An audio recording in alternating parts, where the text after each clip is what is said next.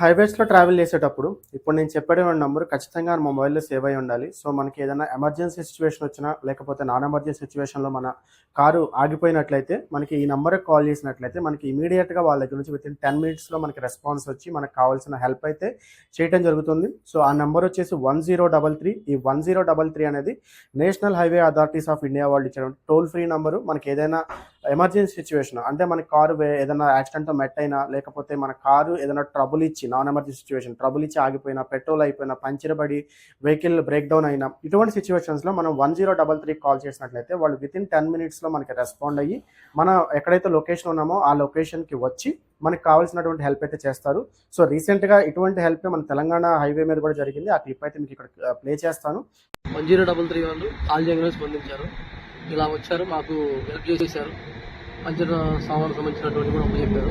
చాలా హెల్ప్ఫుల్గా మాకు హెల్ప్ చేశారు. చాలా సో, ఇలా మనమైతే 1033 కాల్ చేసిన ఇమీడియట్లీ మనకి ఎమర్జెన్సీ ఆర్ నాన్ ఎమర్జెన్సీ ఏదైనా సిచ్యువేషన్ అవ్వచ్చు, మనకు కావాల్సిన హెల్ప్ అయితే దొరుకుతుంది. సో, ఎవరైతే రెగ్యులర్‌గా హైవేస్ మీద ట్రావెల్ చేస్తూ ఉంటారో వాళ్ళందరికీ ఇన్ఫర్మేషన్ రీచ్ అయ్యేటట్టు వీడియోని షేర్ చేయండి. అలాగే మరింత ఇన్ఫర్మేటివ్ వీడియోస్ కోసం మన ఛానల్ రెగ్యులర్‌గా ఫాలో చేస్తూ ఉండండి.